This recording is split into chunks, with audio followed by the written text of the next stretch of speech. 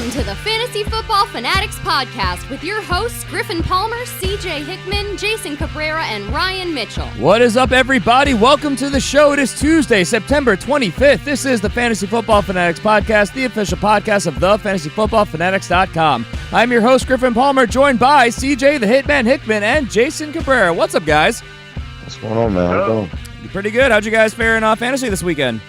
Finished 2-1. 2-1? Jason? Me as well, 2-1. There you go. Not a bad week. Not bad. All right. Well, that was a crazy week, as we will be recapping in not too long, but we want to make sure everybody knows why they're here. Of course, as I'm sure you're all aware, we're covering all the studs and duds from week number 3, all the top headlines from around the league, and our top waiver wire targets for week number 4. As always, make sure you guys subscribe if you're listening. We're a year-round show, as I'm sure you all know at this point. Be with us every Tuesday and Friday, bringing the information that you know. You can find us wherever you're listening. You can subscribe on YouTube. We are on iTunes Apple Podcast, Google Play, Stitcher, Podcast Addict, Podcast Bean. The list goes on and on. And if you want to support the show, head over to patreon.com/thefantasyfootballfanatics. Help us keep these lights on and keep us doing what we're doing. So with that, let's waste no time. Let's jump right into our warm-up question, which is simply, guys, what were your thoughts on a crazy week 3 where not only were there numerous upsets, but some of them that broke long-standing records for breaking Vegas odds and things of that nature, namely the Bills-Vikings game. So, I don't know, what are your takeaways from this weekend? That Bills-Vikings game, I mean... What happened? You can only talk crap about a team for so long until they say, you know what, enough is enough. And that's exactly what happened to the Bills. They said enough is enough. And I'm thinking the game was at home. I'm thinking this was in Buffalo. And I'm like, oh, okay, yeah, I can see it. And then lo and behold, I look at the highlights and I'm like, oh, snap, this game was in Minnesota. They get the tar kicked out of them in Minnesota. That is crazy. Yep. 17-0 in the first quarter, and they never looked back. Go ahead, Jason. Oh, yeah. Well, one of the things that I love to see was Josh Allen. I mean, Josh Allen looked like the guy that I expected him to be. I expected him to be that guy in 1 or 2 years. He stepped up, and he played well. I mean, he put that ball down the field. He was accurate. He was poised in the pocket. He played extremely well.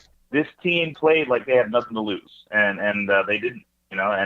Absolutely amazing defensive play from them, surprising to see. So this is a lot of fun. This is the NFL. These are the best players in the world, and they've got good coaches. Any team, any Sunday can beat any other team.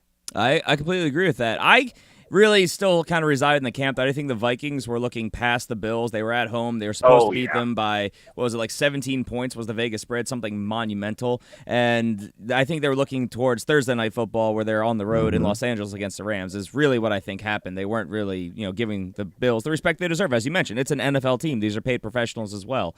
So, and obviously that was just one game that went crazy. I mean, just look around the league, all these other games that just, man, what happened? You expected a little more fight out of the LA Rams and the LA Chargers game. You expect a little more fight out of the Chargers, but they just got trolled. They got trolled by the Rams. I mean, it was a tough game against the Rams, of course, but I was even leaning more towards what happened on Sunday Night Football. What happened to the Patriots going up against the Lions defense, which has not been good to this point of the season? Matt Patricia. It was God. It was God just smiling. Some insider trading going on there. Patricia knowing that offense. Holy crap. Yep. That is trading. Tom Brady. He knew exactly what he was doing. 10 points on our duds list. What happened? Holy God was crap. smiling on us that night. He was. Or we want to talk about the Titans going to Jacksonville and beating them 9-6. What a boring game that was, but holy crap. Yeah. No one saw that coming. Again, we can go on and on. The Packers losing to the Redskins. I didn't see that happening. A lot of controversy. I didn't see that the Colts being able to keep up with the Eagles the way that they did either. Give the Eagles as hard a time, even with the injuries across the board. No, sir. They did not do that. I mean, so many things. We could go on and on. But, yeah, those are obviously some takeaways. And then the Monday night game, of course, 30-27 Steelers survive against the Buccaneers, who were roaring back in the fourth quarter. But, unfortunately, I say this as a Ravens fan, the Buccaneers couldn't get it done, unfortunately. So, yeah. Is what it is, and now my That's all Ravens right. travel to Pittsburgh for Sunday Night Football. There you go. There you You go. can take care of business yourself, right? I certainly plan to. I hope to. We're not a great There road you team. go. I haven't been for historically, but we'll see. I guess with that being said, though, let's move on to why everybody's here. Let's move into some of our studs and duds. Obviously, the studs, we're going to focus on all the guys who did great for you, and we'll celebrate those performances. We'll start position by position at the quarterback position with, of course, if you had any pieces in the Saints-Falcons game, 43-37 Saints over the Falcons, man, you had a good week probably. Like in our listener league, not our legacy league. I don't think it was. Was it our listener league? No, it was the legacy league. I started Calvin Ridley, who holy crap, I knew I needed a long shot after Tyrod Taylor sank me, and man, that was a good game. But yeah, Matt Ryan was your top quarterback on the week.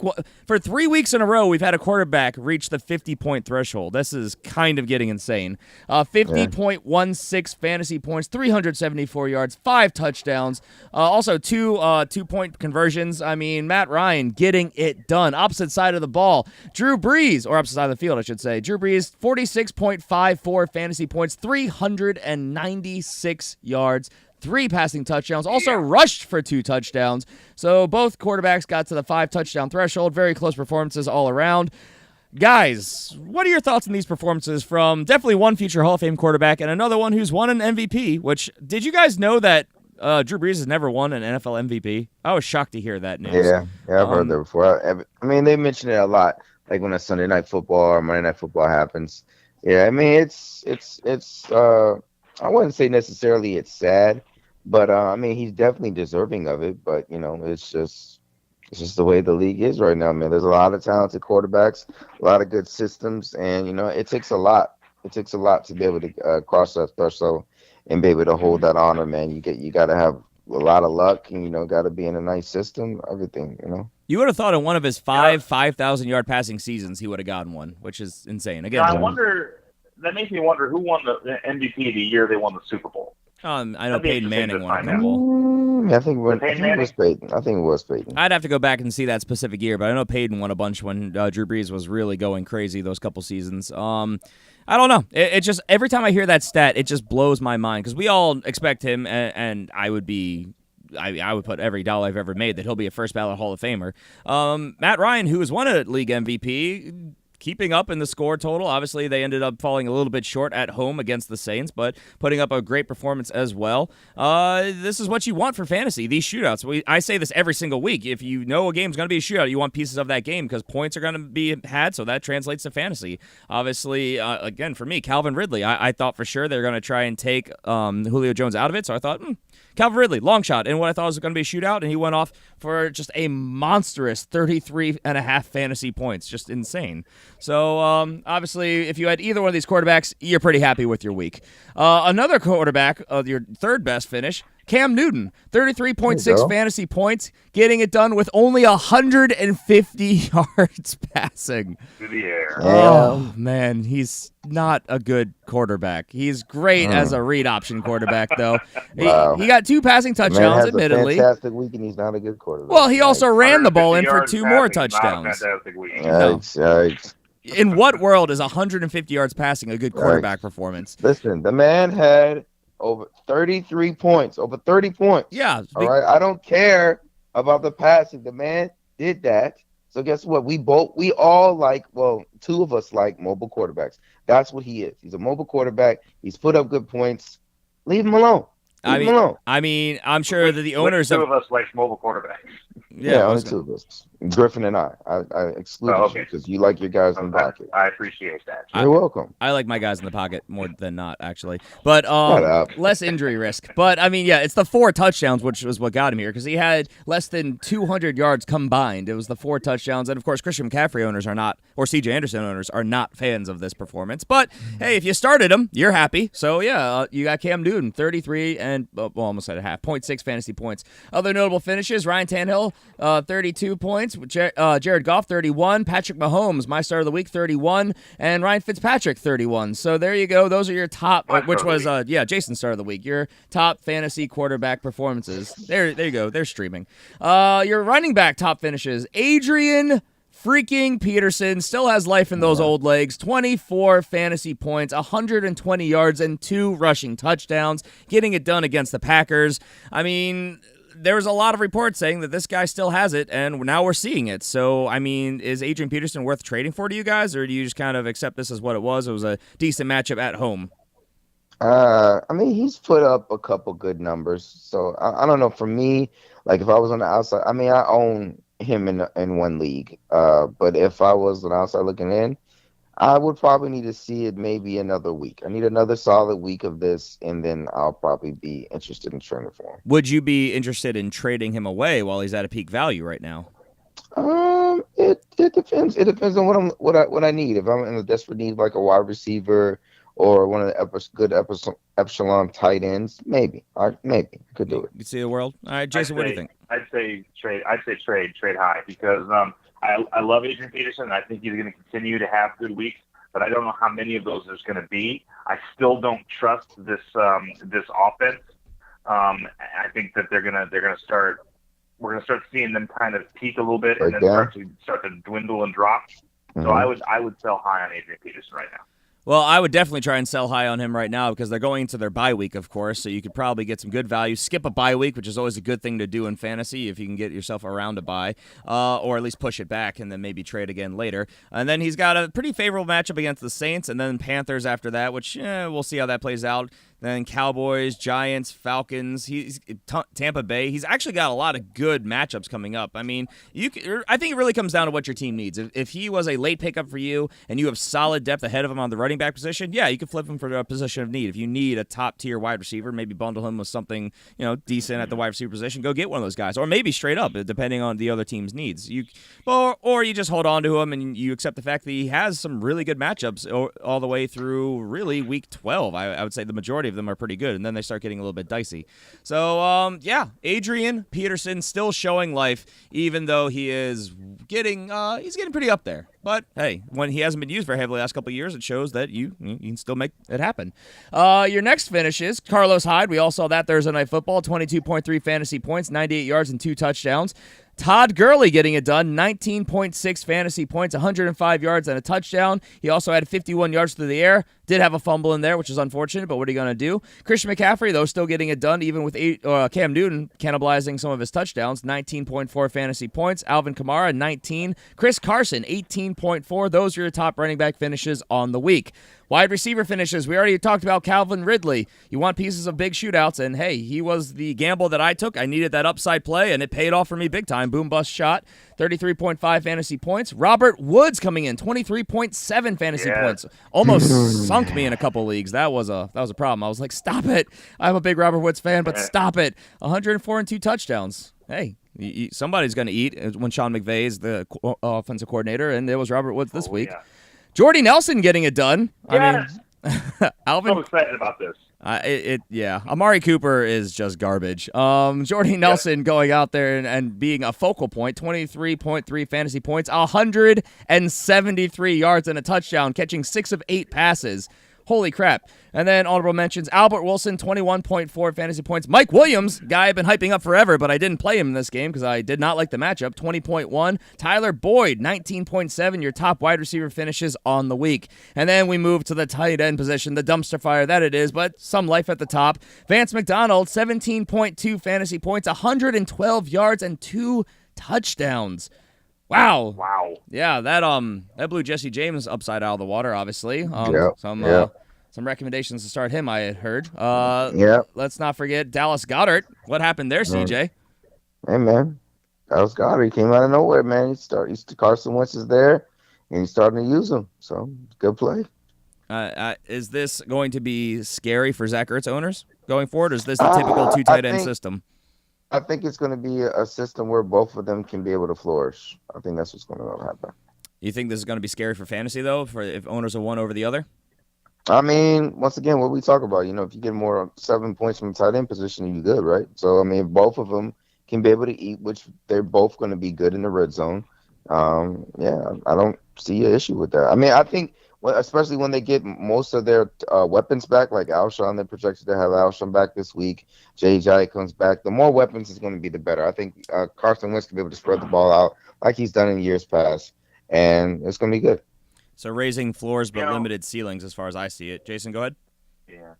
I was gonna say, I'm noticing something recently. There's a lot more 2 tight end sets that are some serious threats in the NFL recently. With you got Goddard and Ertz, and you had McDonald and Jesse James and OJ Howard and Cameron Brate. I mean, you've got a lot of these kind of 2 tight end sets suddenly. It's kind of like a jumbo passing package, which is very interesting to see. I wonder how much more of that we're going to see. I mean, it's a copycat league. These things always end up working out that way. They go all the way back to Rob Gronkowski and He Who Should Not Be Named, going back to Patriots days early 2010 So, yeah, there you go. He Who Shall Not Be Named. So, wow. Yep, those Voldemort to the NFL. The NFL wishes that it was a forgotten name. But, yeah, moving on. Travis Kelce, your number 3 finish on the week, 11.4 fantasy points, 114 yards, so getting that done there. Pure yardage. Kyle Rudolph, 10.8. Rahet Ellison, I think is how you say his name, 9.9. And George Kittle, 9.9. Those were your top tight end finishes on the week. And now the point where we all sing Kumbaya and we all sympathize with each other and we try and get past the incredibly long lists of duds, which, man, there was a lot this week. A lot of games. They were... Some of them were bad offenses. Some of them were defensive struggles. Doesn't matter when it translates to fantasy points. It's all bad. And we'll start at the quarterback position where Sam Bradford, for the second week in a row, is our top dud at the quarterback position, only putting up 2.76 fantasy points this week. Guys, what is going on with Sam Bradford? Gotta ask the Cardinal guy. Wasn't it? Didn't he score 12 points? Not when I was just looking at this. No. He had 169 yards and 2 interceptions, 2.76 fantasy points. Okay, because you've got him on here for 12.28 too, down further on the list. So I was confused. Yeah. Oh no, sorry, I wrote the wrong name. Sorry, Sam Darnold for the second time. Sorry, I'm dumb. Sorry, Sam Darnold. I was wondering. I'm not used to being multiple Sams. Sorry, I'm dumb. There's a lot of Sams just running around out there. And being really bad. Yeah. Okay. Can we move on? I was going to say, is there anything you guys want to add to that besides the fact that I can't type? Sam Darnold, 2.76. I would not panic if I'm a Sam Darnold fan. I mean, this is going to happen. He's a young quarterback. He's a rookie. He's going to have a down game. I wouldn't be concerned yet. He's had back-to-back really down games. Let me bring up these stats. So he went for, of course, week 1, 198 yards and 2 touchdowns, also threw an interception. And that was against Detroit, which is a defense that we thought was, one that you could pretty much sleep on. Miami the following week, 334 yards and a touchdown through 2 interceptions, 15.46 fantasy points. So that's where I got the name wrong. But this week against Cleveland, 169 yards, 2 interceptions. So Cleveland is probably just more legit than we think they are, but he doesn't have a great run. Oh, we know that. Oh, yeah. Jacksonville next week, on the road in Jacksonville. Then he's got the Denver Broncos, which, I mean, I've been saying for a while, I think that they're being overrated right now, but I think they're still a middle-of-the-pack defense. So then he's got Indianapolis, and then Minnesota, then Chicago. So he's got a lot of really bad matchups down the line. I would be looking for a different streaming candidate if I was a Sam Darnold owner. That's just me. Let's move on, though. Tyrod Taylor, of course, he got knocked out in the concussion protocol. We talked about this quite extensively on Friday. He only got you 2.96 fantasy points, so he sunk a lot of teams, mine as well, but luckily I was able to overcome it with Calvin Ridley. I'm going to keep riding that horse because I'm pretty hyped about it. Mitchell Trubisky, 5.6 fantasy points. Not really sure what happened there. Other notable ones, Case Keenum, 5.68. Blake Bortles, 8.9. Tom Brady, 9.52 fantasy points. Dak Prescott, man, that Cowboys offense, 10.82 fantasy points. No. Kirk Cousins still managing to scrap together 12.4 fantasy points in that incredible losing effort.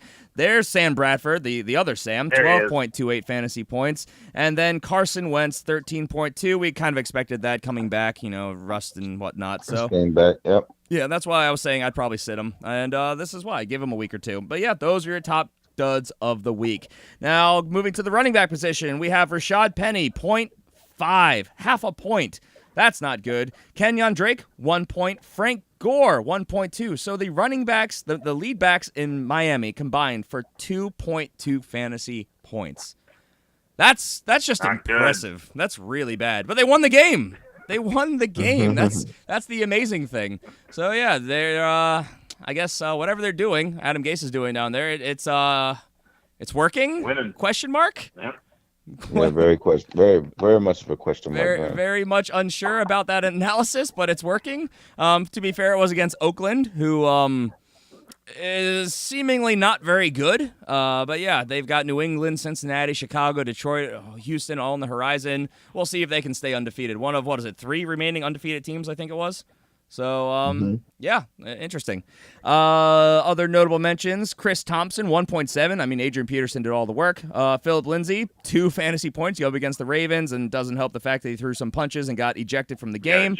Possibly going to be facing some league repercussions. We shall see. He was a nice rising star in deeper fantasy circles. Rex Burkhead continues to let people down, 2.6. Spencer Ware, 3. Latavius Murray, 3.1. Latavius Murray. Killing me. Dalvin Cook, Latavius Murray. out. It's just this whole situation. Like, what happened in Minnesota? Yeah. Oh, man. Deion Lewis, 4. Jamal Williams, my sit of the week, 4.5. Aaron Jones, 4.7. Sony Michel, 4.9. Derrick Henry, 5.7. Ty Montgomery, 6.4. So all 3 Packers running backs made it on here. If they had combined all that into one player, at least would have been a passable RB2 performance. And then Tariq Cohen, 6.8. Those were your top duds of the week. Moving on to the wide receiver position, we have Dante Moncrief, negative 0.4 fantasy points. That's pretty bad. Robbie Anderson for the second time being your number 2 dud of the week, 0.2 fantasy points. So, man, he's getting no love from the Jets. Sam Darnold. Got the right Sam that time. Rashard Matthews, second time being your 3rd dud of the week. That's kind of weird, mirroring coincidence. 0.3 fantasy points. Not very good. Randall Cobb, 0.3, dropping passes. Larry Fitzgerald, 0.9, got injured a little bit there. Pierre Garçon, 1.1. John Ross, 1.6. Zay Jones, 1.7. Michael Gallup, 1.7. Stephon Diggs, 1.7. Amari Cooper, 1.7. Torrey Smith, 1.9. Jordan Matthews, a lot of people are jumping on the hype train, 2.1. Allen Hurns, 2.2. Nobody's getting the ball in Dallas. Keenan Allen, Jason's sit of the week, 2.4. That was a good call there, Jason. Well done. I really liked that call, and it worked out. Kelvin Benjamin, my sit of the week, 2.9. Brandon Marshall, 3. D.D. Westbrook, 3.1. Chris Hogan, continuing to let everybody down, 3.1. Taylor Gabriel, 3.4. Corey Davis, 3.4. Tyrell Williams, 3.6. The list goes on. Deshaun Jackson, after 2 monster weeks, 3.7 points. Clearly was the focal point to be taken away in this passing game.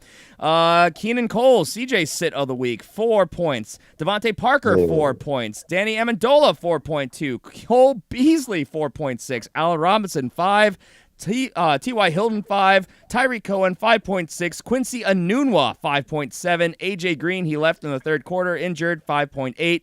Michael Crabtree, 6.1. Demaryius Thomas, 6.3. And Golden Tate, 6.9. A lot of names that let you down in a lot of leagues this week. Holy crap, can we ever sympathize with you guys?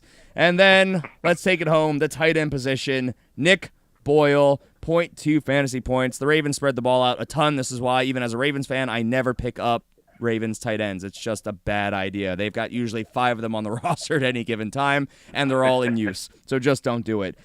Gerald Everett, 0.3. Will Disley, that was your start of the week, Jason. That's unfortunate. It was my start of the week. Yeah. 4. Ugh. I apologize. Jesse James, CJ's start of the week, 0.7. Obviously, it all went to Vance McDonald, which is what they brought Vance McDonald in for, but I did not see that happening with Jesse James either. Holy crap. Jake Butt, 0.8. Luke Wilson, 1 point. Austin Seferian-Jenkins, you guys both redeemed yourselves. Because Austin Seferian-Jenkins, that was Jason's sit of the week, 1.8. Charles Clay, 1.8. Evan Ingram, 1.9. Jared Cook, 3.1. O.J. Howard, 3.3. Eric Ebron, which we were talking before. I don't think we mentioned actually on the recording, but I agreed with this, CJ. 3.3 was your sit. He did. Yep. He did. Oh, we did? All right, so I'm high on Eric Ebron season long, but not last week, and it was the right call. David Njoku, 3.6. Austin Hooper, 4.3. Ryan Griffin, 4.4. Jimmy Graham, come on, Jimmy Graham, 4.5. Antonio Gates, honestly, surprisingly, putting up 4.5. And Rob Gronkowski, 5.1 fantasy points. Those were your big duds of the week. Holy crap, was there a lot of just, man, that was disappointing performances this week. Really only 2 or 3 games you wanted pieces of. And if you had those pieces, you're happy. But the majority of us, not so much. So with that, let's move on to some of the top headlines from around the league. And let's get to some injury updates and things of that nature. And we'll start in San Francisco, where an MRI has confirmed that San Francisco 49ers quarterback Jimmy Garoppolo did, in fact, tear his ACL and will miss the rest of the 2018 season.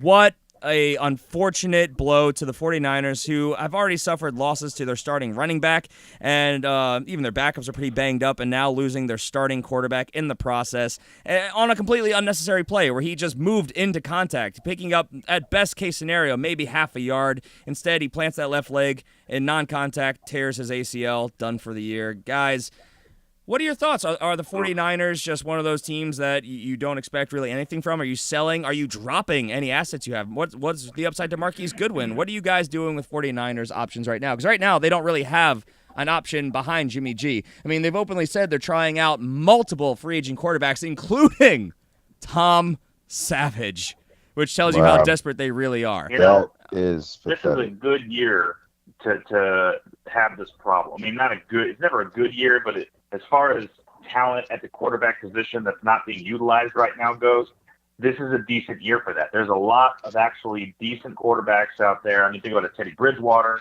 that's out there that's not being utilized. He's a second stringer. I mean, they could pull some sort of a deal and bring in a new guy that could possibly be decent. It's going to suck because they got to get this guy, under center. They got to get him going and then figure out what they've got. But I do think that San Francisco will pull somebody. And as far as San Francisco goes, this year, I don't think they were expecting to win anything this year anyway. This is a building year. And so it's not a horrible year for this to happen. I don't know. A lot of media and a lot of sources around this team, they before all the injuries, they had legitimate playoff contention aspirations. I don't know if they actually would have gotten there. Huh? They were going to get crushed. They're in the same division as the Rams. There's no way they were going to get. They were going to get crushed. They were a sneaky play. There was a sneaky play. I mean, yes, the Rams were definitely being talked about, but they were. San Francisco was right there. Oh no, I absolutely had the Rams winning the division, and I thought the 49ers were going to get a wild card berth. That was what I actually was kind of thinking. But yeah, all these injuries clearly. It's too much to overcome. I'd be surprised if they make any sort of run now. But if these games keep going as crazy as they have been, who knows? Right now, of course, C.J. Beathard is the backup. They could make a trade, that's true, and the speculation there, you could go about 100 different ways.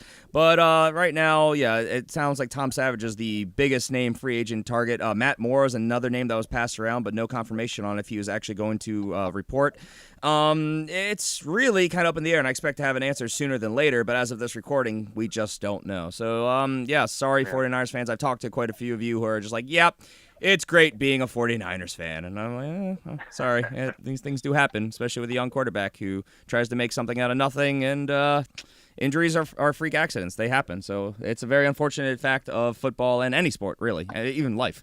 So, that's the unfortunate news in San Francisco. Let's go to Cleveland, where head coach Hugh Jackson announced on Monday officially that rookie quarterback Baker Mayfield will be the starter for week number 4 and most likely beyond. Tyrod Taylor will be listed as the backup if he clears the concussion protocol. So, I mean, hey, we saw my number 1 pick, Baker Mayfield, dueling against Sam Darnold, and I felt pretty good about that, watching that game. Coming in, having 0 rep with the starters, and, man, leading the Browns to their first win. What a performance. Are you guys buying Baker Mayfield? I think he might be a very sneakily good streaming option going forward. What say you guys? Well, since I was an owner of Jimmy G, for all those leagues I have, the 2 leagues I have him in, I'm definitely picking up Baker Mayfield, man. I think he has the talent around him, one. He's got a good system going on with him as well. He understands it.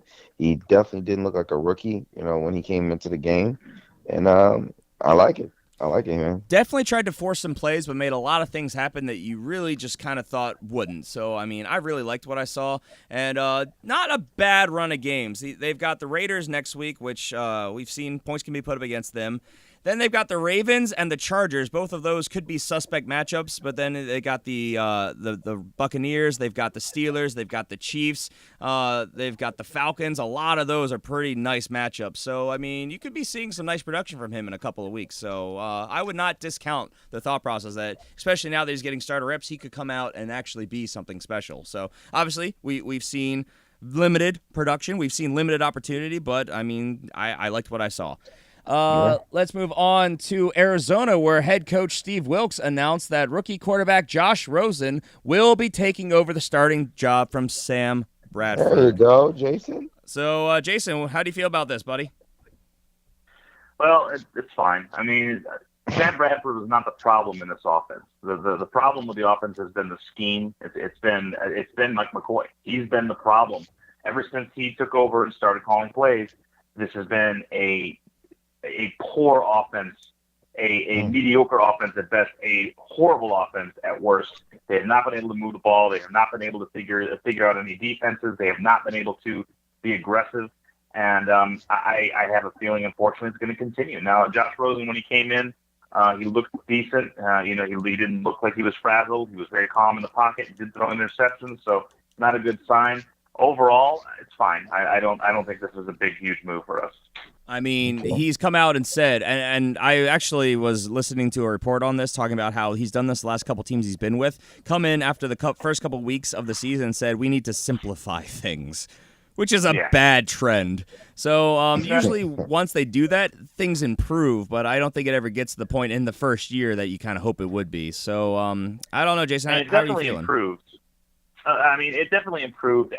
You could see this game, especially the beginning of the game. It looked like this offense had kind of figured things out. And to be honest with you, I still like our defense. I mean, our defense has played pretty well. It's just they're on the field so much that they tire out. They're tired, yeah, like 3/4 of the game. Happen. Yeah, absolutely. So, I mean, the offense looked better. The problem was there's bad decisions are made. There's like when you have a pivotal third down, 3rd and 2. And they take out David Johnson, and they put in the backup. Why? Logical. This is at the end of it's at the end of the game. You need this first down, or you lose, basically. And they pull out the best player on the field. I don't like Mike McCoy. I'm sorry. I think he needs to go, and I think until he does, this team's going to look bad. I've been saying this a lot, and the more I see it, the more I'm fully buying into it. Unfortunately, for the time being, I'm seeing David Johnson as kind of an RB2, and I think that's kind of his ceiling as things are right now, unless it's a super good matchup. I really hate to say that, considering how much I invested in him in a lot of leagues. So we'll see. Hopefully they get things straightened out. Hopefully with some better matchups down the line, kind of they get it going. Who knows? Maybe Rosen is the spark that they need. They've got Seattle this week at home, which has been a team that is beatable. Then they've got the 49ers, which is a decent matchup. Vikings, which is tough. Broncos, which is tough. 49ers, again, bye week. I mean, we might not start seeing really good matchups for them and maybe production all the way until week 10 when they got the Chiefs, Raiders, Packers are on the horizon, the Lions as well, Falcons. So, I mean... The one thing I'll say that gives me a little bit of hope as far as this goes is that Josh Rosen has more mobility and more escapability than Sam Bradford has. So that could be something good. I'm still a big believer in Sam Bradford. I just think it's the system. I am as well. I don't know. I completely agree with you. I completely agree. I think that the worst case scenario here is if they trade Sam, which I could totally. As soon as I heard that Jimmy Garoppolo went down, I thought, you know what, they may be reaching out for Sam Bradford, who's now going to be a backup. That would be worst case scenario because I think he's going to thrive in a decent system, and they've got a great system in San Francisco. I mean, you guys have Mike Glennon as a backup, so I mean, I could see you guys trading either one of those. But would you guys trade in division? Is the question. Oh yeah, we don't care about that. We've traded in division before. All right, fair enough. All right, let's move on, though. Let's move to the running back position, where Pittsburgh Steelers are reportedly listening to trade offers for Le'Veon Bell. And the New York Jets have surfaced as reportedly being a team that's very much reaching out. So, guys, what are your thoughts on this news? I hate it for Isaiah Corral because he's been doing pretty good, and Bilal Powell as well. I mean, both of them been serviceable in that offense. I mean, Isaiah Corral has been, like, people have been sleeping on him. He's been very productive in this offense. So if they did trade for him, that stock is going all the way down. It's plummeting. And yeah, quite obviously. But they'd also have to sign him to a big deal before he reports, and he has to learn the system. I mean, it might be a couple weeks that you'd have before you really have to, react to it. But I don't know. It's very intriguing. I think it's definitely an exciting idea. I mean, you put Le'Veon Bell on that team, and he instantly becomes your best player on offense. And he gives them a dynamic that they have not had. So as much as I love Isaiah Crowell, and I'd love to see him continue doing what he's doing out there, I think he's going to get better and better. If they get Le'Veon Bell, that punches up that offense for sure. Absolutely, because, I mean, they've got Bilal Powell, Isaiah Crowell. Both of those guys become basically obsolete behind him. Yep. I don't know what the move would be. I'm sure it'd be an incredibly expensive and interesting one. I heard people speculating it might only be a second-round pick at this point because of everything else that goes into it, which for the Steelers, that's getting something out of nothing because we're all expecting him to move on from Pittsburgh anyway. So that could really be a steal for Le'Veon Bell, but I'm sure they're gonna want a lot when it's all said and done. They're gonna ask for a ton and see what they actually get in return. I don't expect this to happen overnight or quickly. We'll see. It is the best we can say because this is going to get messy. Some money. It absolutely will, which I never want Pittsburgh to save money, personally, but that's just me. Yeah, moving on. Minnesota Vikings running back Dalvin Cook remains day-to-day dealing with a hamstring injury, so that is unfortunate. He himself says that he is day-to-day, so we will know more as we move forward. They have a short week going up against the Rams on the road, as we mentioned, so I honestly don't know if they're saving him or if they're going to sit him because it's just too short of a turnaround. It's going to be very interesting. I'll probably sit him. I'd sit him. They need him, though. I don't know. We'll see. The hamstring's tricky, and the short week doesn't help. I was trying to predict this, and obviously what went into the decision to sit him last week, kind of like we talked about going into the week, how I thought he wasn't going to play because it was what we all thought was going to be a cakewalk, but clearly was not. So we'll let you guys know when we know more. Follow us on Twitter at the FF Fanatics. 3 Fs there. Jacksonville Jaguars running back Leonard Fournette remains listed as day-to-day dealing with a hamstring injury. So again, we'll let you guys know when we know more. Buffalo Bills running back LaShawn McCoy remains day-to-day dealing with his rib injury. His status very much up in the air. There's some speculation he might not play this week either. So that will play into one of my waiver wire targets. Philadelphia Eagles head coach Doug Peterson reports that both running backs Jay Ajayi and Darren Sproles are listed as day-to-day, but he does expect both of them to be back and ready for week number 4. CJ, is that what you're believing?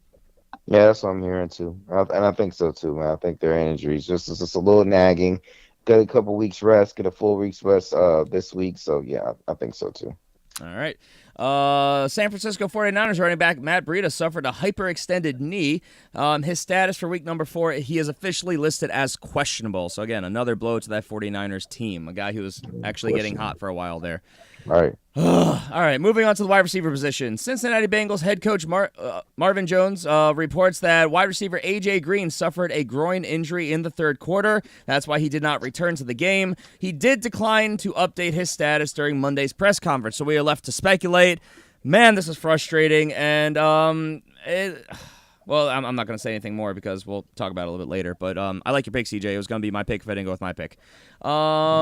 Let's go on to, again, we'll let you guys know when we know more, but these groin injuries, they tend to linger. Even when they come back, their lateral ability seems to be compromised for weeks, and that's a problem for a speedy outside receiver. Philadelphia Eagles head coach Doug Peterson also said in his press conference that wide receiver Alshon Jeffrey still has not been cleared for contact, dealing with that shoulder injury. They are going to baby this until they are 100% confident, and so this is why, of course, we were kind of saying that you're going to have to probably downgrade Alshon Jeffrey in your rankings. We got a lot of crap for having him as low as we did going into draft season, and this is some vindication, I think. What do you guys think? Oh, yeah. I think it's good, but I mean, I think those that are Alshon Jeffrey troopers, and you got now. Look, I know in our expert league, a lady that was in the draft, she dropped him. And I just so happened to glance out there, rub my eyes to make sure it's real. I knew what the status was going to be. He's probably going to be out to 3 to 4 weeks. And, from Doug Peterson's press conference, he's saying he's making good progress, and he possibly could be out there this week. And they got a good matchup against the Titans. Titans have not been really too good in the passing game. So, hey, I say if he's out there for you, you should definitely pick him up because he's going to be money later on in the season. So, do your thing. Did I really miss that? I saw her drop him in a different league that I was in with her, but I didn't see that in our. Yeah, she definitely did. Definitely did. I'm in too many leagues. All right, that sucks. And you definitely are. That is definitely true. That is probably true. That's unfortunate because I would have definitely bid on him with you and just thrown him in my reserve spot. Why did she throw him in his whatever? Reserve spots are there for a reason, people. Let's go to the tight end position where the New York Giants tight end Evan Ingram reportedly has a sprained MCL and is listed as week to week. So that's not what you want to hear. So that's a downgrade. But possibly an upgrade for the wide receivers. We'll see how this plays out, and you'll probably want to look at some of these streaming candidates that we're going to be listing for you guys. So with that, let's go to those guys. Let's move to our topic of the day, our top waiver wire targets for week number 4. Now, again, position by position, these are all guys that are available in at least 50% of leagues, half the leagues out there. In fact, all of our guys today are available in at least 70% of leagues, so I really like that. And we'll start at the running back position where I am telling you to go pick up Buffalo Bills backup running back Chris Ivory.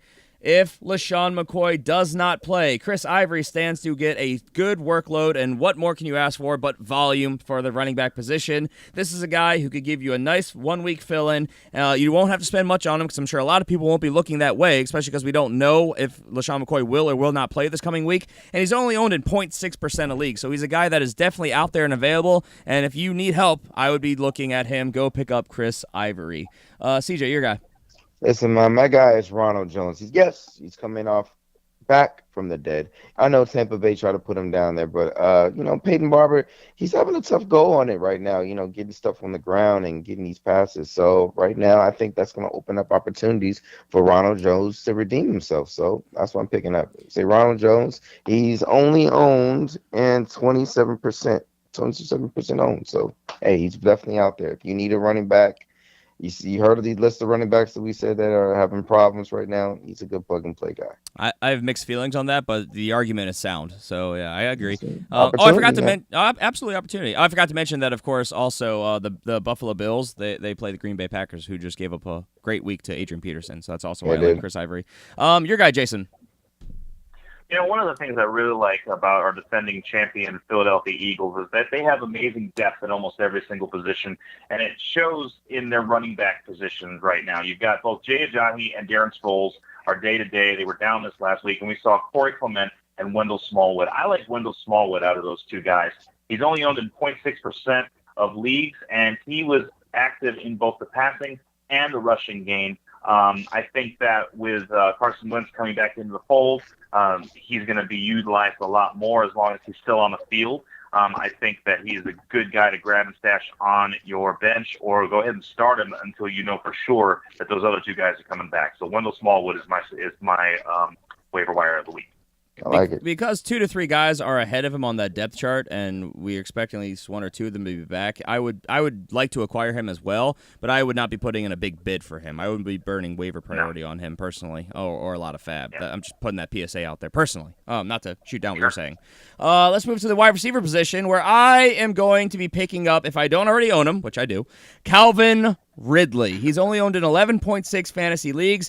Guys, he was the top prospect, one of the top prospects for sure, coming into this year's NFL draft. I expected this. That was going to take him a week or two to kind of get situated, to get going, to get reps in the NFL, and he's going to have these weeks where I think he's going to be the outside guy, very commonly, as he's been used. I think he's going to just start flourishing a little bit more, opposite of Julio Jones, and I just think that he has a monster opportunity with a good quarterback and a good system, with a defense that can't stop other teams. So they're going to be in shootouts, just give you good week after good week. I think Mohamed Sanu is going to be continuing to be, especially more moving forward, as a slot guy. Julio Jones, Calvin Ridley on the outside. Julio Jones, as we know, gets shut down, and he's a distraction. He's a decoy for this offense. I think that Calvin Ridley has an opportunity to have an offense being fed through him, and I think he gives you a good floor with a very high ceiling week to week. I would be trying to acquire Calvin Ridley again, only owned in 11.6% of leagues. Monster week last week. CJ, your guy. My guy is Tyler Boyd. Listen, if you're paying attention, to the Cincinnati Bengals, man. Listen, I know we both wanted John Ross to have a banging year. This is year 2 with that speed and everything like that. Listen, I still got faith in him, but maybe it's going to happen down the road. Here and right now, Tyler Boyd is the man in this offense, man. Outside of AJ Green, this dude is getting money. He's getting that money, man. He's been putting up over the double-digit points these last couple weeks, man. He's getting the looks. He's getting the targets. Listen, if you need help with the wide receiver position, I think this is the guy to go get. He's only owning 28% of leagues, so that is very good. So go get him, man. Tyler Boyd. Status up in the air. I like it with AJ Green. Jason, your guy. Albert Wilson over there in Miami. You know, Yeah, I really like what I'm pick. seeing from this guy. He is getting more and more involved every single week. His points have gone straight up since the beginning of the year. This guy had 74 yards receiving this last week and a touchdown. He also had a 52-yard pass. They're using this dude all over the field. I really like that. I think that they loved having this kind of a versatile player.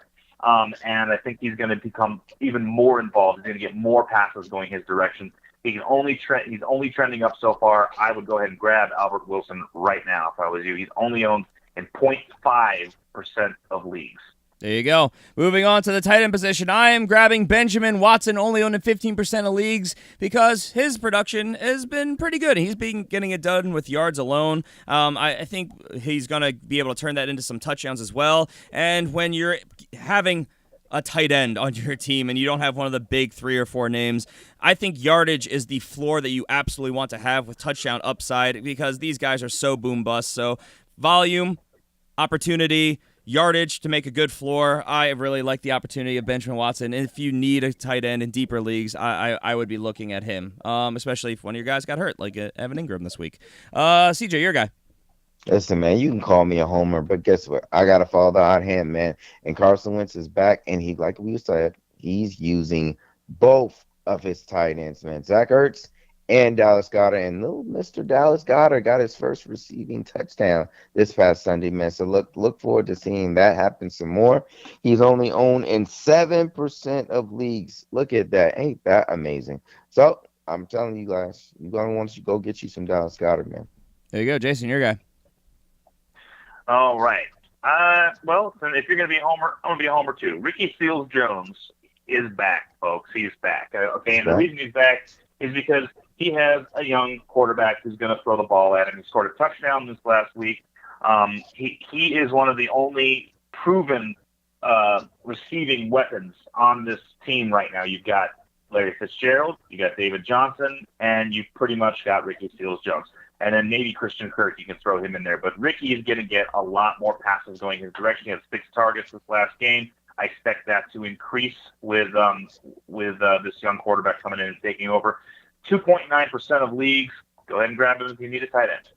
And there you go. Those are our top waiver wire targets for week number 4. And that's going to do it for us today. Please make sure you guys tune in on Friday when we'll be giving you our starts and sits recommendations for week number 4. Make sure you guys subscribe wherever you're listening. And any parting thoughts, guys?